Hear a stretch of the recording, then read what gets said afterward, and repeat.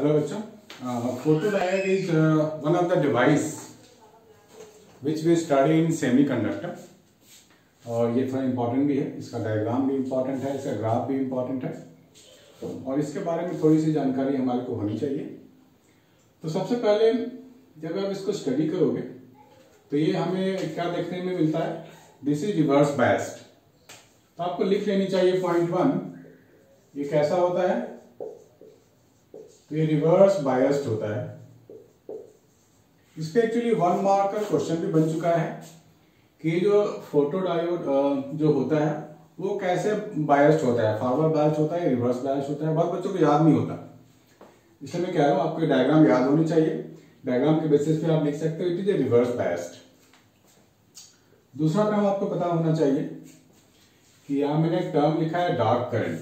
तो ये dark current क्या होता है, देखो इसका नाम है, डिवाइस का नाम है photo diode. That means photo means physics में फोटो का मतलब लाइट होता है। यहां पे लाइट स्ट्राइक करता है जंक्शन पे, ठीक है। लेकिन इन केस फिलहाल लाइट को हटा देते हैं यहां से। Suppose there is no light striking the PN junction. अगर वहां लाइट नहीं है तो रूम टेम्परेचर पे क्या होगा, some electrons are moving around, वो रैंडम मोशन में है, तो उस टाइम वो कुछ करंट बनाएगा, बहुत स्मॉल वैल्यू होगी करंट की। That current is called dark current, right. तो आप यहां लिख सकते हो when no light is falling on the PN junction diode there is some random motion of electron at room temperature which makes a very small reverse current called dark current, this one. तो dark current को आप define कर सकते हैं ऐसे। तीसरी बात है यहां पे है कि जब लाइट फॉल होगा तो लाइट के फॉल होने की वजह से इलेक्ट्रॉन्स एक्साइटेड, यहां पीएन जंक्शन के आसपास लाइट फॉल होता है तो इलेक्ट्रॉन एक्साइट होगा, वो अपनी पोजीशन को छोड़ेगा तो एक नया इलेक्ट्रॉन होल पेयर बनेगा।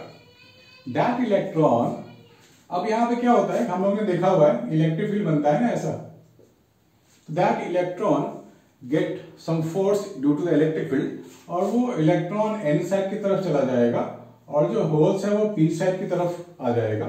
तो यहां लिख सकते हैं due to light falling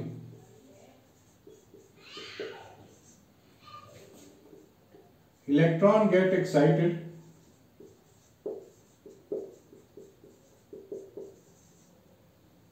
near depletion layer, near depletion layer, right? Because जो हमारे को एनर्जी जो दे रहा है, सनलाइट या कोई और लाइट भी हो सकता है, एनर्जी जो दे रहा है वो एनर्जी गैप से ज्यादा दे रहा है इलेक्ट्रॉन। एनर्जी गैप था हमारे पास वैलेंस बैंड और कंडक्शन बैंड के बीच का था गैप, उससे ज्यादा एनर्जी दे रहा है तो electron can jump from VB to CB। ये हमने पहले पढ़ा हुआ है, वैलेंस बैंड की बात हम कर चुके हैं, कंडक्शन बैंड की बात कर चुके हैं।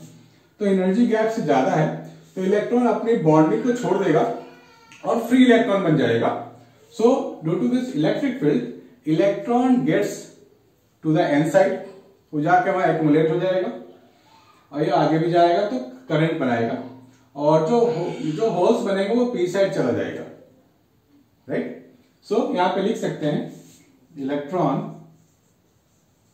get collected in n side and holes in p side. This constitute a small reverse current, small reverse current बनाएगा ये, ठीक है बच्चों। तो ये हम लोगों ने ग्राफ में देखा हुआ है कि यहां पे मेजरमेंट के लिए माइक्रो एमीटर भी है करंट को मेजर करने के लिए, और ये भी देखा गया जब इंटेंसिटी ऑफ लाइट अलग अलग होगी तो करंट भी अलग अलग मिलेगा मुझे। इंटेंसिटी बढ़ती गई सो रिवर्स करंट भी बढ़ता गया।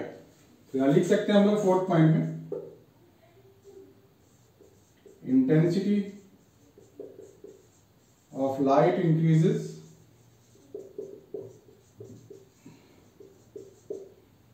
there is an increase in reverse current. There is an increase in reverse current. तो बेसिकली लाइट के इनकमिंग लाइट की वजह से ये काम करता है. तो हम कह सकते हैं it is use for optical signal.